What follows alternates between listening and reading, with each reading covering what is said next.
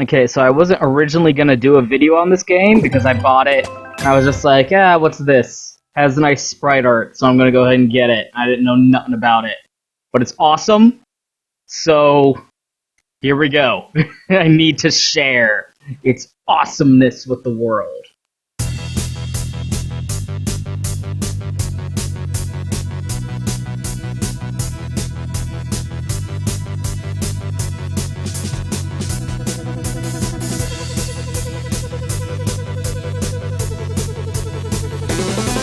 Oh yeah!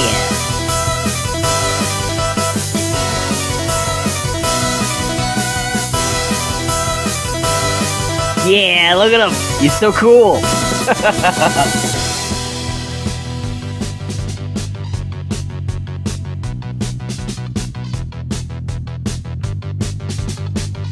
You see what I mean about the sprite art?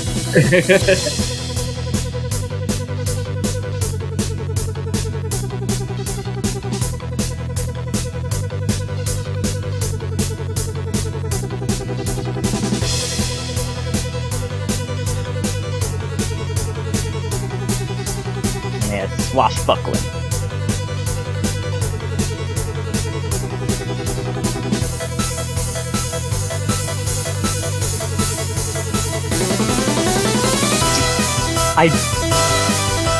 I fucking dig this music too. I've had this stuck in my head for like 2 days.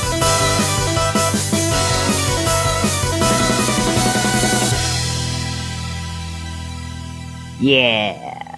See what I mean about the sprite art? And that's Flinthook. I hope you got something out of that, because that's all the story you're gonna get out of this game, basically. I hope you could extrapolate something from that.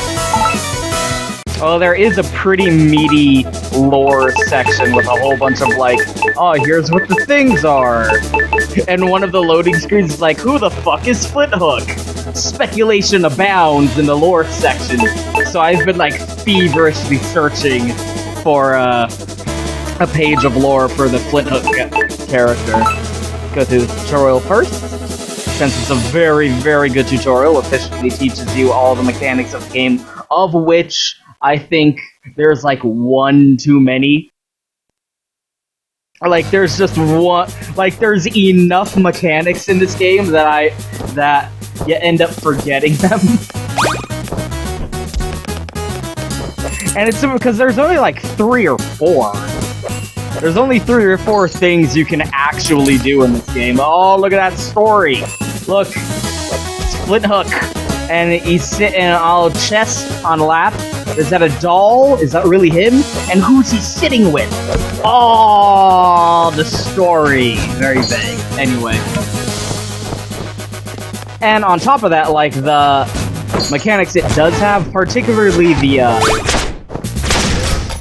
yeah, I've been playing this game for a while, so I'm just kind of speeding through this. Yeah, look, the fucking, the hook that you use, it actually, like, it kind of trips you out when you're first trying to get used to the game. But once it clicks, and that's the great thing about it as a mechanic, is it, after a while, it really does click for you. And I'm always a fan of, like, game mechanics like that. The slow time, if it does click, it hasn't clicked for me yet. I'll get to that. And Mega Man X wall jumpings.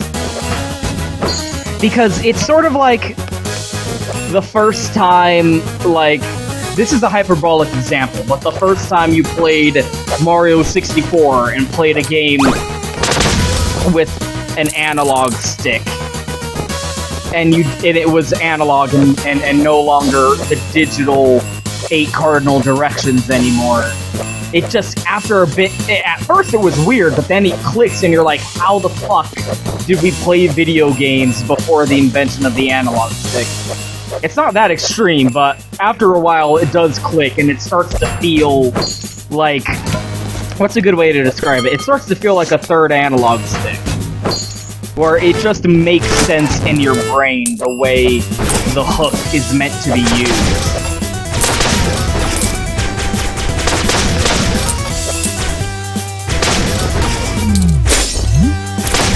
Whereas I like, yeah, the time slowy belty thing, the time slowy belchy thing. I don't know, I forget I have it a lot of the time, unfortunately. And I don't know, I don't think it's, like, the most useful thing in the world, because, like, the thing of it is, when you use the time slowy thingy, you slow down also. And that is good in terms of, like, oh, now you have time to, like, correct your trajectory, so to speak. You have, like, extra time to think about what you want to choose to do. And if you just moved in normal time while everything else slowed down, you would still have these very precise 2D platforming movements you had to do, but while everything else was slowed down. So I could see how that could trip you up, but I don't know. The fact that you move slowly trips me up when trying to use trusty goo compass, when trying to use a mechanic that's slow down time based.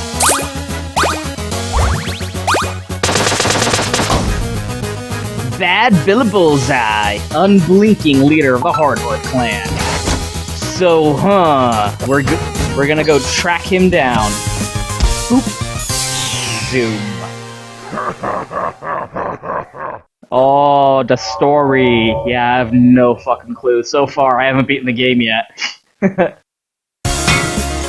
Oh, look at him! He's a little happy guy.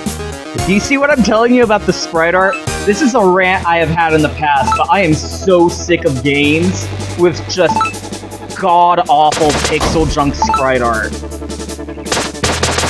This is a rant I have had and will continue to have. What the fuck was that upgrade that I just got? You have these perks. I wish there was a way to sell your perks, because I have like 5 different perks of the same thing, and I'm not using them. I don't need these many duplicates of the same perk. I wish I could, like, sell the excess ones. Oh, that's useful. What can I drop?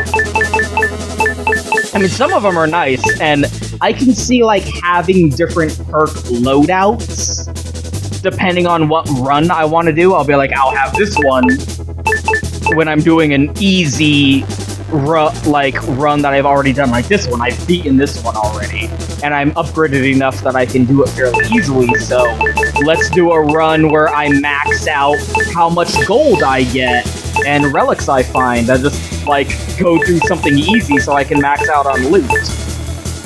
And then swap in a different loadout of perks. So yeah, I wish you could sell excess perks, and I wish you could have different perk loadouts. But anyway, what can I drop here?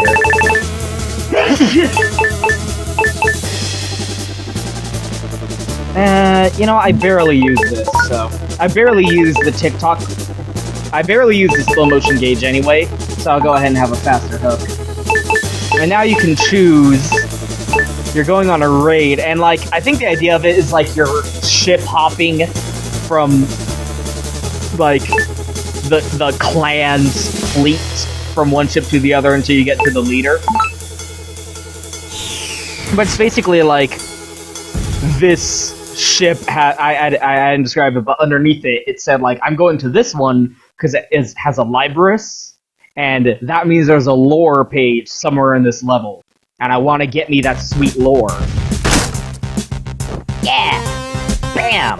See what I mean about the sprite art? I will continue to say this. In this, the year of our Lord, 2017, why are we accepting lazy, pixel junk, pseudo-retro indie crap when this is what can be done with sprite art in this day and age? It looks so fantastic.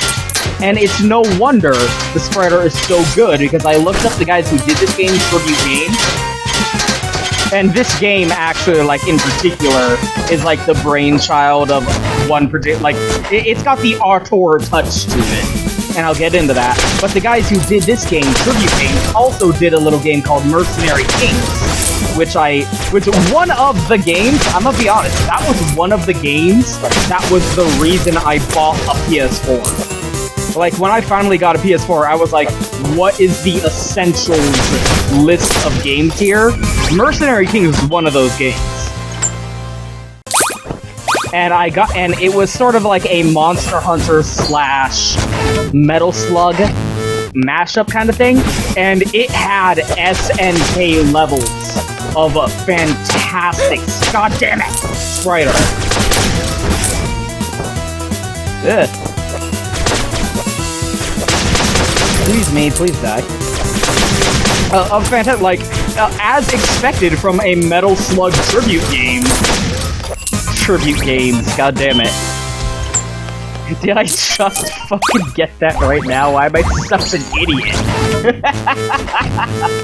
Anyway, it had, like, hey, you can't make a fucking Metal Slug tribute game and not try and capture the same elegance and grace of SNK's fucking sprite art. Again, like, man, we had fucking games like 20 years ago that had better sprite art than some of the indie schlock that gets churned out to swallow this garbage sprite art. It's fine because it's an indie game. Fuck you. Like, just because it's sprite art doesn't mean it's an excuse to be fucking lazy. This isn't lazy, this is impeccable. God damn it! Stop it! Why is this happening? No! So much dumb damage! Whee! So when I found that out, I was like, oh wow, no wonder the sprite art in this game is so good. I think the guy who did the sprite art on these guys' games also did the art on...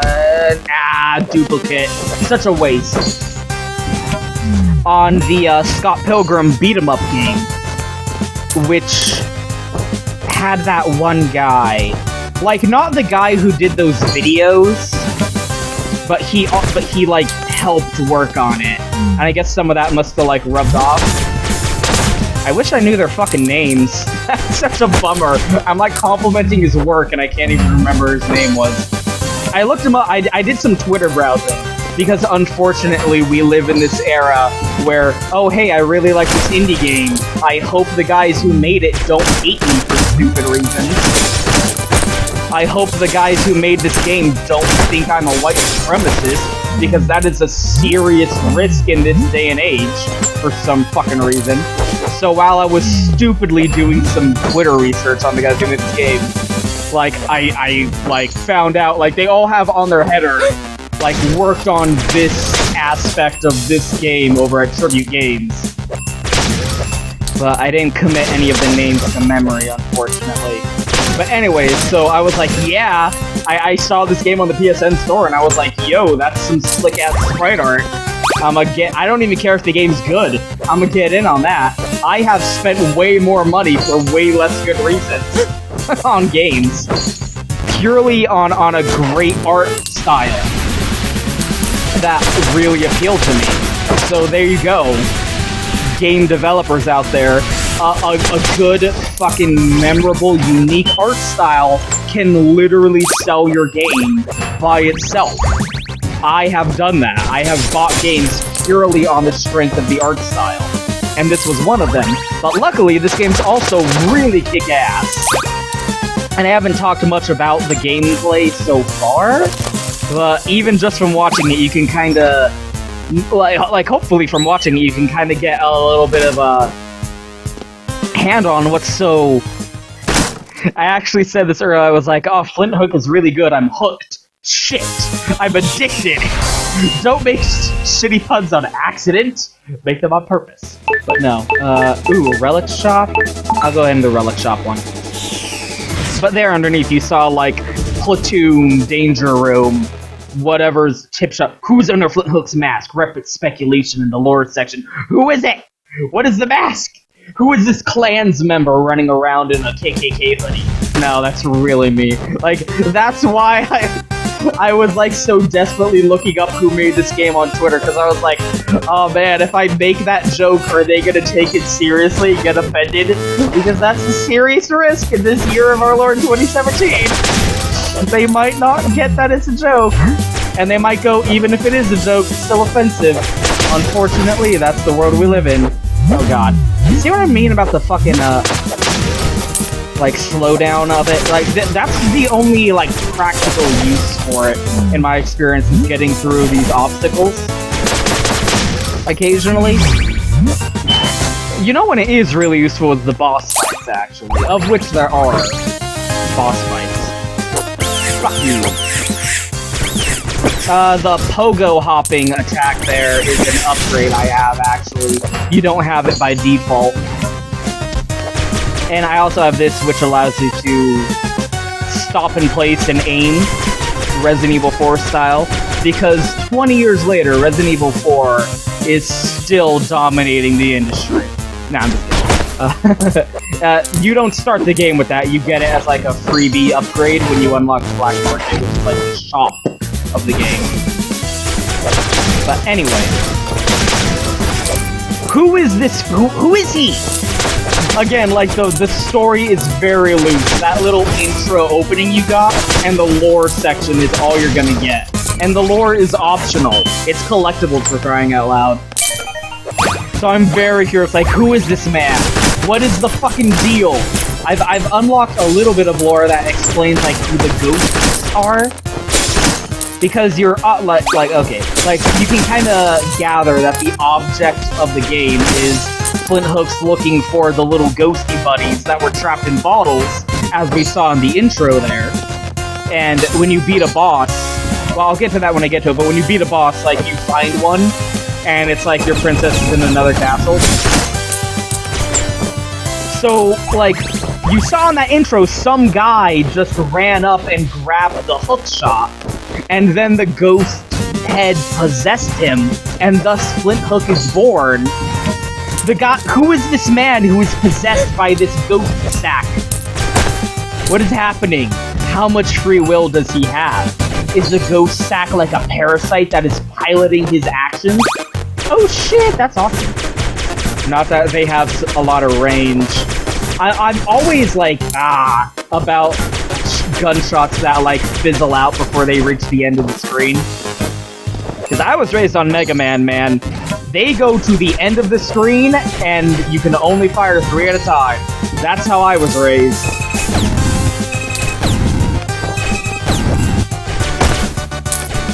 Yeah, I'm that nerd that's like, oh, what is the story of this 2D platformer? What the fuck is this? What you got, buddy? Don't tell anyone. I will tell everyone. I'll put it on my MySpace page. Who's like, what is the fucking sick? What is the story of this dumb 2D roguelike platformer game? When really, like, the only story you need to go with to just get into it is Flinthook is Captain Flinthook here wants to be the best space pirate in the galaxy. And I guess his idea of becoming a good space pirate is, instead of actually committing acts of piracy, he wants to go around and raid other space pirates and rob their loot instead of, you know, the Spanish, like a normal fucking space pirate. Robbing the space Spanish. And that's all you need. Flinthook wants to be the world's best space pirate, so he's robbing all the other space pirates blind. Monkey D. Luffy style. He's gonna find the One Piece. And everything else, worrying about, like, the lighthouse that was built by the sea mermaid sirens, and the mystical powers, and the lighthouse keepers, and all that shit. Just don't worry about it. Librus. We're going to that. We're going to the Librarius. Every single time I see one as a Librarius, I go for that, because I need to get that lore. But look, tough troops, but loot. Bazaars, which means a lot of shops, where you can buy some interesting-ass shit. A rumble room, and a cornucopia, so a lot of food. Or a Librus platoon on board, which means like a decent amount of enemies, and a relic shop. And you also see on the bottom left corner of the ship Polaroid there is a skull with a number next to it. That's its relative difficulty. So you might have a ship that has a high relative difficulty, but there's a lot, like, it's got a fucking relic room, loot, coin purse full, a whole bunch of shit. So it might be worth raiding there in order to get all the goodies. Once again, also, I gotta pimp the music. I really dig the music here. Every part of this game's really great. Okay. I don't fully understand these. I'm trying to figure, like, the obvious thing to do is take one of these things. But what I'm curious about is there something else you can do with them? Because the lore on these mermaid shrines is you can either take the gamble or pay tribute. So I'm wondering, is there a third hidden thing I can do here? I'm not sure. Anyway, this gives you more gold. You can say I have 1,008 gold, which might seem like a lot, but you're gonna spend all of that shit in like a single room. And this one gives you health. Oh, okay, it increases the amount you get healed by food. That's pretty good. And then you can only take one. But yeah, I'm not...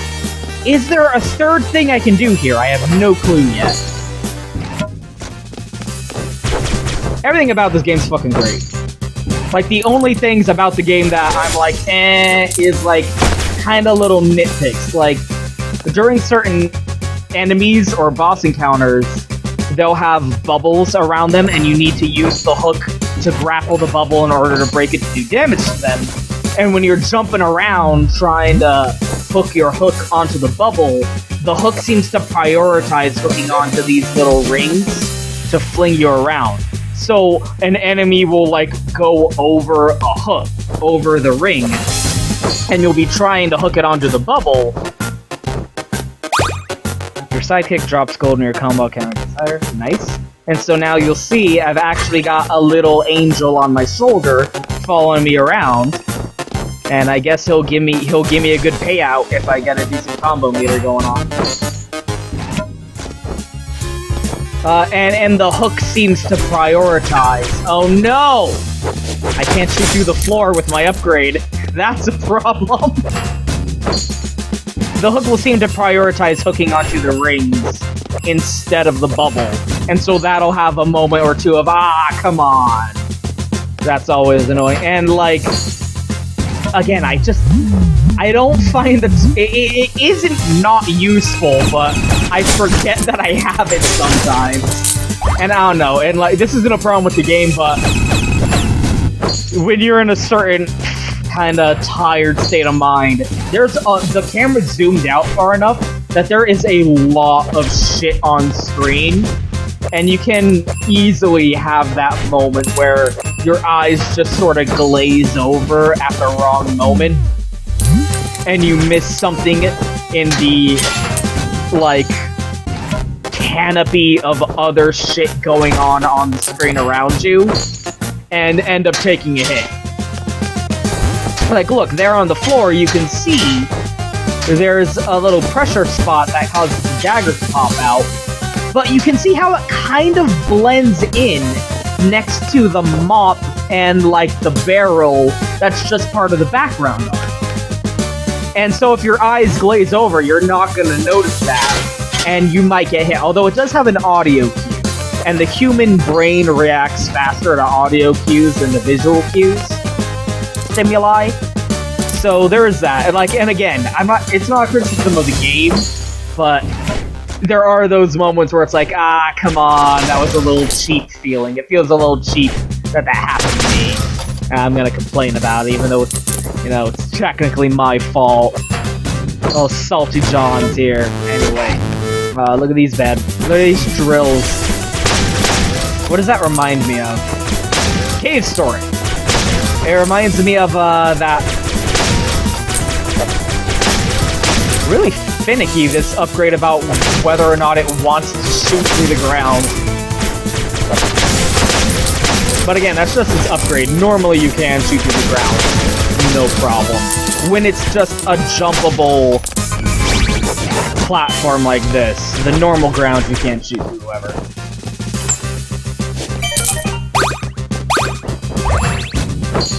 And that's another thing about this game I really like, actually, is, like, it is an indie game, and it does wear its inspiration on its sleeve. It's very clearly, like, whoever made this really loved Bionic Commando as a kid. That's very abundantly clear in the way that it's designed. Pardon? Although it is designed different, like the way you're hooked, it kind of flings you. It doesn't, you don't swing on it Spider-Man style, you kind of fling. You grab it and then it throws you forward, and the momentum you get is based on, like, it has reasonable physics. Like, the distance you are from the thing that you hook onto changes the amount of force and your trajectory. It has, like, the physics feel really good. You're like, yeah, that makes sense. Duplicate.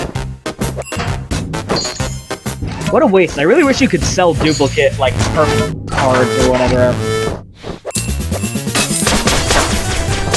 Whereas in Bionic Commando, you actually swung with your hooky thingy, like Spider-Man style.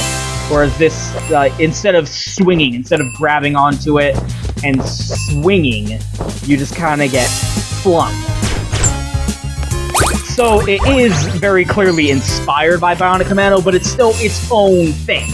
It isn't just a straight rip of the mechanics. And being an indie game in this industry made in the year of our Lord 2017, it very openly... Flinthook? Ah, I've already got that one. It very openly, like, cannibalizes its fellow indie games. That's something I actually like about the indie scene, though, is that considering they're made by very, very small... Not very, very, very, very small. Not, like, 2 people, but, like, relatively small studios. Teams of dudes. Of folk. I like that word. Anyway. You can very clearly see, like, the individual influences that went into it. Like, you can see the games that the team was playing in their downtime. And what are they playing? Other indie games. So you're playing Cave Story, you're playing Rogue Legacy, and you're like, man, this is fun, I'm having a lot of good times with this, I'm gonna put that in my game. Again, not a straight ripoff, but you can very clearly see, like, oh, this guy really liked Rogue Legacy. This guy, and you know what? I get a very distinct impression of SpongeBob. Do you get that impression just from the art style? I get a very, maybe not like a very, but like it reminds me very overtly of SpongeBob SquarePants. And when you see the way, like, the NPC, the enemy, fish men are designed, they look like the kind of dudes that would go to the Salty Splatoon, right? That's just the impression I get, and like, all the ships have a little bit of a bikini bottom, like messy seafaring feel to them, and obviously that's because, like, they're space pirates. Oh, they're pirate. It's not a...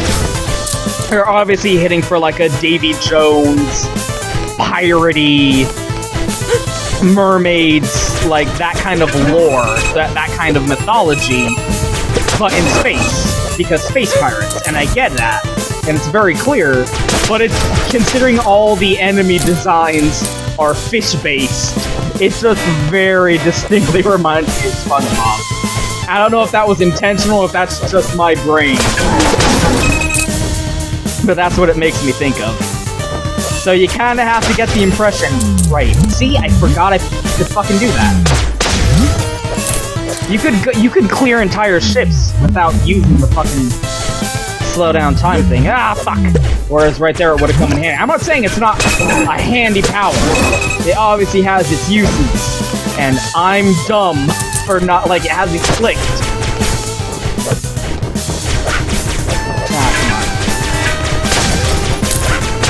There we go. Come on. I'm trying to concentrate because I don't want to lose. That's just the impression I get. So I feel like whoever some of the folk who were working on this probably had their channels tuned to fucking Nickelodeon once or twice. I don't know, maybe, you know. SpongeBob's a show that's been on for like, god damn it, I'm gonna fucking die. That's been on for like fucking 10 years. No! No! What is happening to me? Someone's probably seen, even if you're not into like cartoons or whatever, you've seen an episode or two of SpongeBob SquarePants. That's all I'm saying. It's kind of pointless to collect gold at this point, considering it's a boss fight and I'm not going to be able to spend it on anything. It just, no! It just ups your score. And I know it's a pretty arcadey. Fuck! I died, but isn't that an adorable death screen? I can't even be mad. I can't even be mad, because that's such an adorable death screen. Like, you die in a little Castlevania explosion, and then your little ghost hood buddy pops out and he's like, oh no, and saves you or whatever. It's pretty cute. And then you have a cute little Flinthook being very sad. Look at my kick-ass loot collection. Anyway, that's what I'm talking about. Do you see how I was clearly going for the bubble, and I hit the ring instead, and the hook flung me into the enemy? I feel like that wasn't entirely my fault right there. That's all I'm saying. Alright, let's go ahead and get a little peek of work. Again, I'm still very keen on finding out who the fuck Flinthook is. But, the quick hook. Except for the... oh, excerpt. The Holy Anchor, the God Hook, Siren's Claw. And look at these references.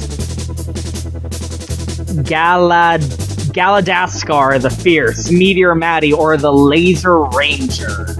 It is an instrument of space heroes everywhere. Huzzah. Or whatever. Anyway. We got daily challenges, as befitting of an indie game made in this year of our Lord 2017. Let's give that another try. Feel kind of dumb for having fucked it up. Personal.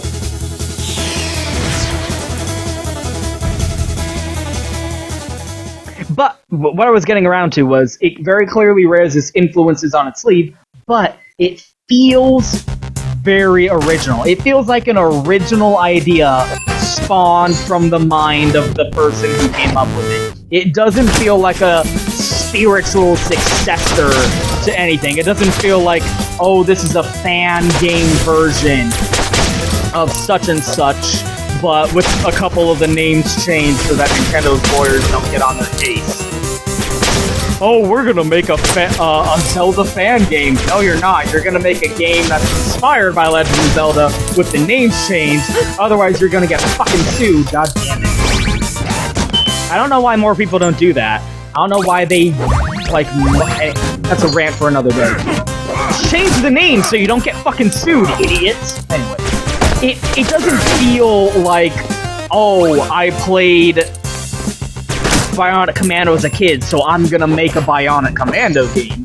It feels like an original invention from the virgin mind of a creative individual. And that's so again, obviously it works as influences, but like at its core, the idea itself feels like an original invention. An original concept. Very high concept. Being Captain Flinthook, space pirate extraordinaire.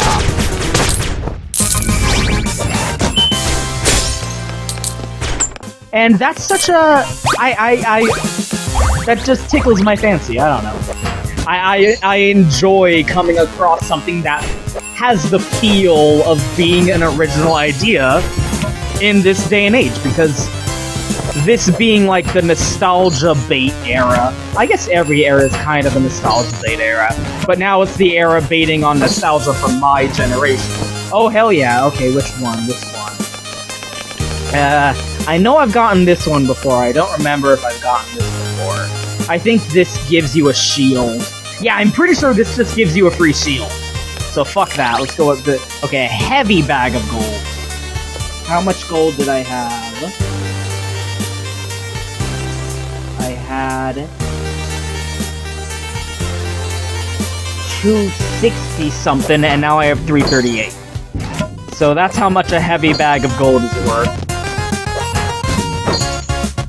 You can. My point is, you can see the fingerprints. That's always my point. You can get a very distinct sense of creativity and personal identity from the person. I know this game was made by a team of talented and experienced individuals, but auteur theory, like movies are made by a team of talented and experienced people, but the director gets all the credit because of auteur theory. So, auteur theory says that you get a very distinct...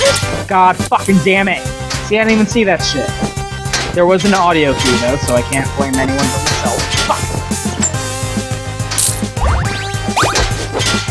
Fuck! Of the guy who fucking made it. You get an idea of, like, this was an original thought birthed from his own mind's brain, or whatever. And that just tickles me. Like, I love playing something that's an original invention. Even fucking Mercenary Kings, as much as I did love that game, it was one of the reasons I got a PS4. I thought that shot would have killed me, but it did not. That was... hubris. Anyway. It was very obviously like a Metal Slug tribute game. It was a spiritual successor of Metal Slug, and a little bit of, like, Monster. Whereas this doesn't feel like a spiritual successor to anything. It's spiritually inspired by, like, grappling hook type games such as Bionic Commando, but it's its own original thing. And that is disappointingly rare. Especially in the indie scene. It feels like not like every day 500 games come out that's, hey, I played this game as a kid, here's my version of it. Not that there's anything wrong with that, but I guess when you say that, you are kind of copping to feeling a little bit like there is something wrong with that. It's just, I value original ideas more so. Neither of the... Yeah, let's go with the Trizarium, whatever. All that being said, of course, this is obviously a 2D roguelike game. And that does raise the idea of, it's weird that we still don't have a better name for the genre than roguelike. It does fit very comfortably in the genre of being a roguelike. You're not sitting there going, oh, I don't know how to categorize it. No, it's a roguelike. Like, there's no kerfuffles about it. But that does make me think, like, it's interesting that we still haven't thought of a better term for the genre than roguelike. It reminds me of, you know how back in the day, we called Sandbox games GTA clones? And back in the day, we called first-person shooters Doom clones. And then eventually, an actual name for the genre came out, where it's like, oh, this isn't just ripping off Doom, it's its own thing. It's ripping off Call of Duty instead. Or Halo. It's not just ripping off Grand Theft Auto. It's its own thing. It just also has an open explorable world like Grand Theft Auto. Hey, let's call them open world games. We still haven't hit that for roguelikes. Isn't that weird? Especially considering roguelike games are fucking old as shit. They're almost as old as fucking Doom. Rogue, the original roguelike, Rogue, came out, is a pretty old game. I don't have a specific date, because I did not have the foresight to look it up. Hold on. Holy fucking shit, 1980, it's older than Doom! Rogue, the original roguelike, came out in 1980. What the fuck did it release on? For the Unix? A Unix system. I know this. Are you fucking kidding me? Came out on the Amiga, the Atari, the Commodore 64, DOS, Macintosh, ZX fucking Spectrum. That blows my mind. I thought at least I was thinking of NetHack. That's what I was thinking. I was thinking of NetHack. NetHack came out in like 87. Jesus Christ, roguelike games. Rogue is older than Doom, but we're still calling it roguelike. We're still calling it a rogue clone. That's bullshit! That's offensive! How have we not come up with a better name for this genre yet? That's ridiculous. Roguelike games, obviously, being not quite procedurally generated, although I can't think of a better term. Being games with randomized dungeon layouts that are based on being quite difficult, and the appeal of the game is to, like, I'm gonna do a run, I'm gonna do a quick run in the dungeon, and you might be able to customize the equipment or skills you go into it with, but usually you're basically being dropped into a dungeon completely naked. And the, not level design, but like the layout of the rooms, the enemies you'll run into, and the equipment and skills you can find is completely randomized every single time. So you're dropped in naked, and you can either have a shitty run, or you can, like, get something super overpowered in, like, the first room, and the entire rest of the run is a total cakewalk. The game that I think epitomizes what roguelike games are all about in the modern context, because you might not even know what the fuck Rogue is. You might not even have known there was a game called Rogue, and had no idea why the genre was was called roguelike. Like, why is it called a roguelike? There was a game called Rogue, and it came out apparently in 1980. And it, like, kind of created that genre. And the game that kind of epitomizes the idea of the genre. Fuck. Nowadays, fucking goddammit. Okay, just come over here. That epitomizes the idea of the genre nowadays, I say, would be The Binding of Isaac. The Binding of Isaac is very much a modern kind of repopularization of the roguelike genre. Although, again, I would think of NetHack, which is still around. Is it called NetHack?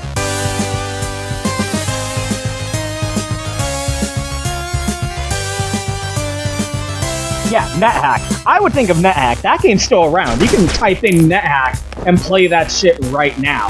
But I think most people, like, Binding of Isaac epitomizes the idea of the roguelike genre when you think of it nowadays. Being, a top-down, 2D, kind of Zelda-esque dungeon exploration type game, that's, again, completely randomized. It's not, like, completely randomized. It's not like an algorithm is just dropping in art assets at complete random. Like, every room is, for the most part, independently crafted, and what's being randomized is the layout. Like, oh, this room that is designed in this way is laid out next to this room that is designed in this way, based on, whatever the seed when you started the game up happened to be. I'm not a fucking mathematician, okay? Don't fucking come after me. I'm just trying to give you an idea to contextualize what I'm talking about. Anyway, I think it was Rogue Legacy that then kind of popularized the idea of rogue-like games. I mean, it's half the title. Half the title is Rogue, for crying out loud, of rogue-like games as 2D platformers. I don't want to give a hard date on that, but, like, I want to say, like, that's the game that innovated the idea of Rogue. Let's see this one. None of them have anything particularly enticing.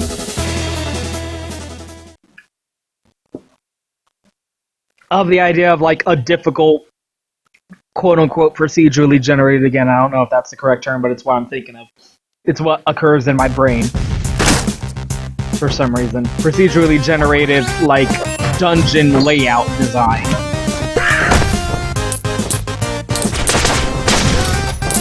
Maybe seed-based? Seed-based? Ooh, what's this? Phoenix. That probably means I come back to life if I die. Upon death. Awesome. Sounds good. Let's go with that. Healing items get more effective. Also nice. Very good stuff.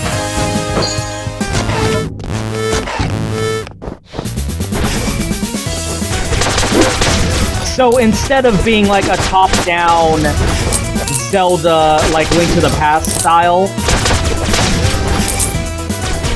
like Binding of Isaac, Rogue Legacy was like, it's still 2D, but let's have it be like a 2D platformer, where it's a flat plane with a top and bottom, instead of being like you're looking down on the room.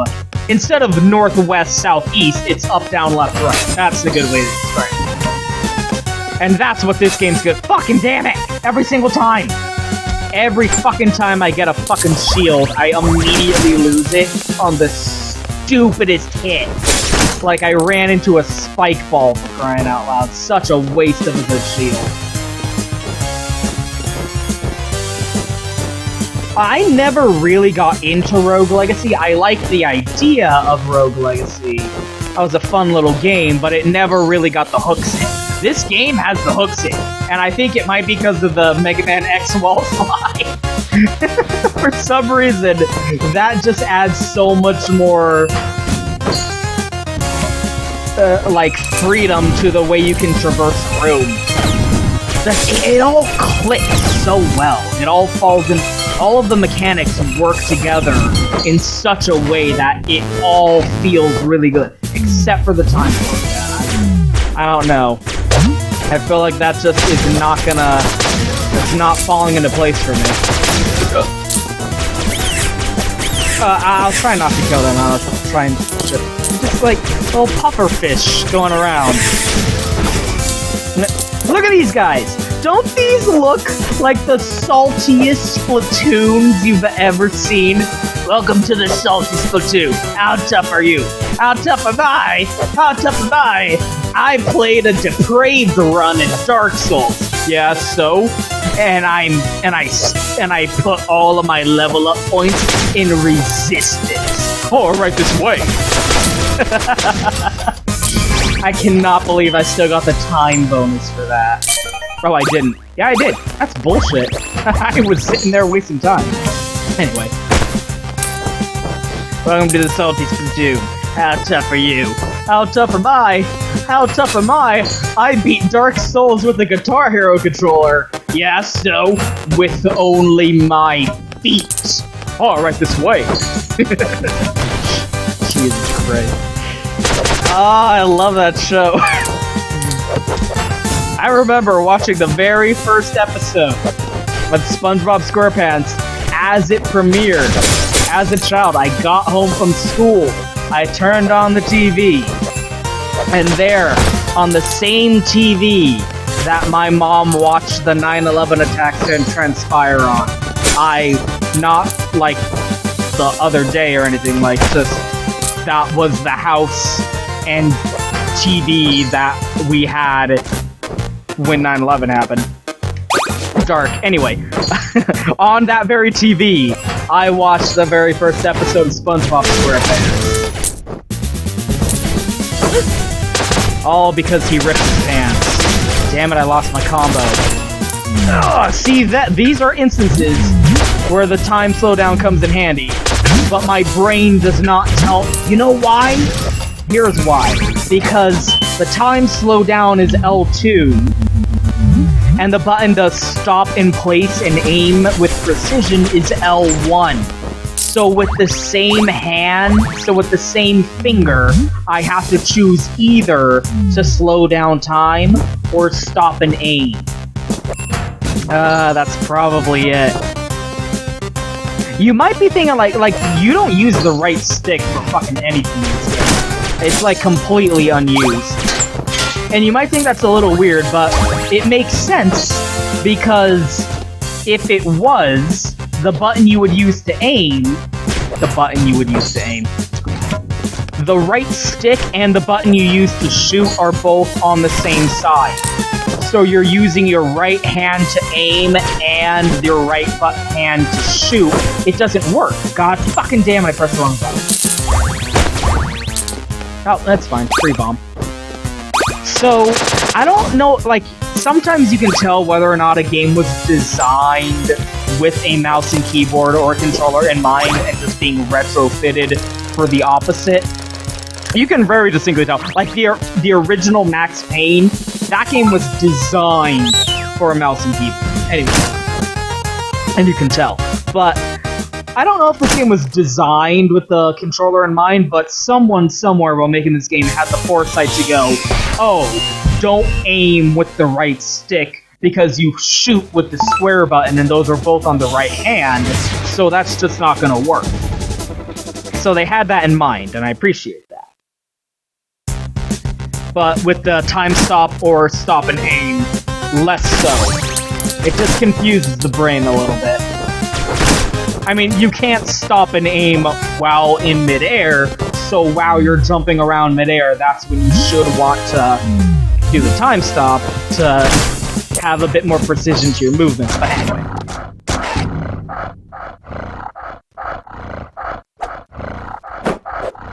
Look at me coming in and breaking up. Ah, he's pointing his little finger. You! That was badass boss fight. Bubble! Oh, no, not the bubble. The ring. Son of a bitch. There we go. Whew. It is very comfortably a roguelike game. But the sense of style and, like, the progression through it is still very much its own... It's its own beast. And again, I very much appreciate that. I feel like we as a community need to come together and figure out a better genre name than roguelike. That's now that I've had that realization. God damn it. Get out of here. I'm not even fighting the green guy. I'm not even fighting Bullseye Billy. I'm fighting a stupid pet. Fuck you, dog. Ah. And the dog's butt on death births eggs that spawn starfish that are immediately hostile to me. Welcome to space. God fucking damn it. This time. There we go. Yeah, because at first, like my first couple hours playing this game, using the sub-weapons didn't quite click for me either. I had that mentality of, oh, but I might need it later though, so I'm not going to use it. And then I would go through entire, like, ships not using a sub-weapon and not picking up any replacement sub-weapons. Because there's a ton of opportunities to replace the sub-weapons. You're really encouraged to use them as you go through. So that eventually clicked for me. So maybe eventually the chrono belt will start to click for me also. Time slowing mechanic. Not quite yet, it hasn't, though. Fuck you. I also, again, this is a testament to, like, the camera zoomed out enough that your eyes start to glaze a bit and miss things in the clutter. I didn't see the bosses had health bars until way later. If you look at the bottom of the screen, the boss has a health bar. I don't know if you saw that immediately and you're saying, wow, you're an idiot. But I did not notice that until, like, the second boss.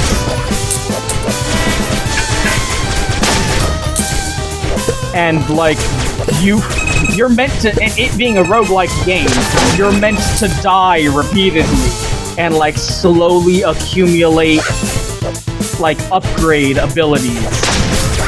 That's what the black market is. The black market is, like, in Rogue Legacy, when you buy upgrades to your family castle. I'm about to kill this guy.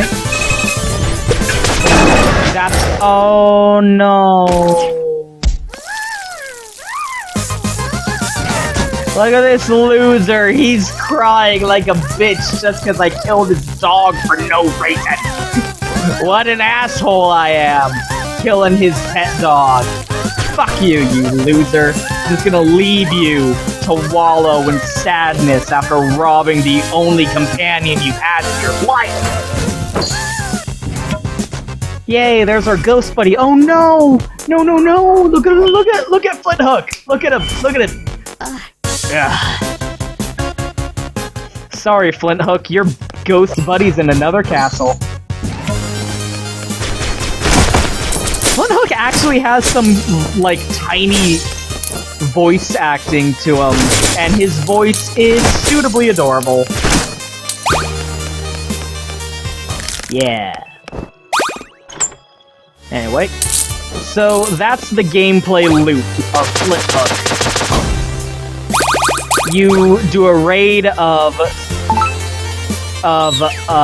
like a space pirate clan's ships, working your way up to their boss, and you will assuredly die on the way. But as you die, during your raids, you will accumulate... in the lower left there, you will see green, like, coin thingies. And you spend those at the black market and buy things. You level up, which unlocks access to more things in the black market. And this gives, like, extra perks, so you can increase your loadout. You can buy these things, which give you more experience, allowing you to level up faster, unlocking things to buy more at a faster rate. You can increase your maximum health. You buy these, which are like passive upgrades. What I think is interesting is you start with the quick hook, the plasma pistol, adorable, the chrono buckle, and the compass, but they're still listed as things you can buy in the black market. That's a good attention to detail. New sub weapons, etc. Boom, there we go. I think my perk... is it? I don't think it's maxed out, but I think I'm like one blip away. No, yeah, it's maxed out. Look, I've got a maxed out perk gauge now. Here we go. Look at my maxed out perk gauge here. Oh, that's interesting. That's an interesting one. I'm not going to use it, but that's curious. And there we go. That's my... I am fucking loaded out. I'm loaded out there. Now I really wish I could sell some of these, because I am never going to use these ones. Anyway. So that's the gameplay loop. You throw yourself into the grind, and eventually, with enough failure, you become strong enough to actually get to the boss, and then die against him, because you're not going to beat these guys on the first try. And then do it all over again, until eventually you can beat them, and then you unlock the next guy, and then you unlock the next guy, and then I think this is the last one. But I haven't even started trying on this guy yet, so I don't know how long that's gonna take, and how long it's gonna take to beat this. And then, boom, after that there's an infinite raid, so you can just do it forever, or you can keep playing it over and over, these ones, because you want to unlock more relics, and lore, which I definitely want to find out about the lore. Jesus Christ. Look, here was the one that, like, finally, we've baited the hook. The Lighthouse Keepers. That is the hood that Flinthook is wearing. Who is under the hood? Who is it? And who is in control? Who's behind the steering wheel here? The Lighthouse Keeper or the guy underneath it? Wearing it as a hood. Oh, it's so curious. Anyway, this game kicks ass. I have little nitpicks and little niggles of like, but fucking on the whole, this game is amazing. I am so down with this. This is a great, addictive game with a really good gameplay loop that fucking keeps coming back. Great art design, great sprite art, great music, very well designed, has a great, like, original freshness to the setting, like, and just the concept of it. Look at this guy. Look at this octopus. Ah ha ha ha. Ah ha ha ha. With this little crab. They just yucking it up all fucking day. This game kicks ass. Fucking Flinthook. Go buy it. I think it's on everything. It's on the PS4, it's on the Xphone, it's on Steam. This game kicks ass. Go fucking get this game. Right on. Flinthook. Game of the year. Not really. But that's only because... What the fuck is up with 2017, man? There have been like 50 amazing games released in like the first 4 months of 2017. This is bullshit.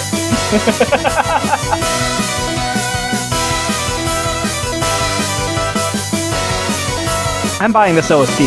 I'd like, seriously, this like theme song at the beginning here has been stuck in my head for like 3 days.